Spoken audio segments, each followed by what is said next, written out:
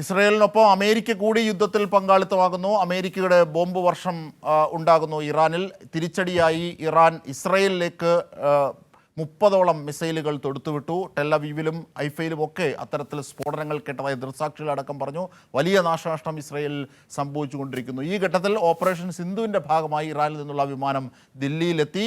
312 പേരാണ് വിമാനത്തിലുണ്ടായിരുന്നത്. കണ്ണൂർ സ്വദേശിയായ ദിനേശ് കുർജനാണ് യാത്രാ സംഘത്തിലെ ഏക മലയാളി. വിവരങ്ങളുമായി അബ്ദുൾ റഷീദ് ചേരുന്നു. അബ്ദുൾ റഷീദ്, കൂടുതൽ പേർ ഓപ്പറേഷൻ സിന്ധിൻ്റെ ഭാഗമായി എത്തിക്കൊണ്ടിരിക്കുന്നു. ഇന്നിപ്പോൾ 312 പേരാണ് എത്തിയത്, അല്ലേ?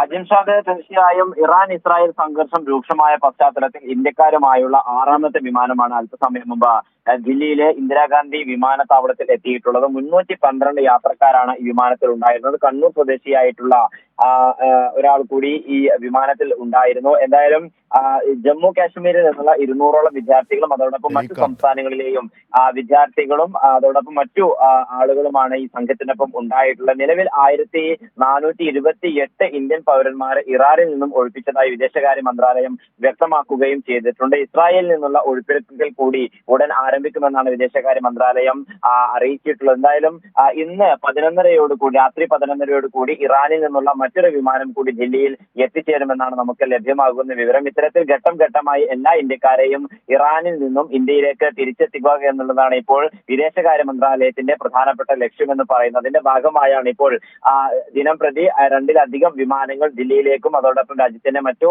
മേഖലകളിലേക്കും ആയിക്കൊണ്ട് എത്തിച്ച് ഇന്ത്യക്കാരെ തിരിച്ചെത്തിക്കാനുള്ള ശ്രമം ആരംഭിക്കുകയും ചെയ്തിട്ടുള്ളത്. നിലവിൽ 1428 ഇന്ത്യൻ പൗരന്മാരെയാണ് ഇറാനിൽ നിന്നും ഒഴിപ്പിച്ചതായി വിദേശകാര്യ മന്ത്രാലയം വ്യക്തമാക്കിയിരിക്കുന്നത്.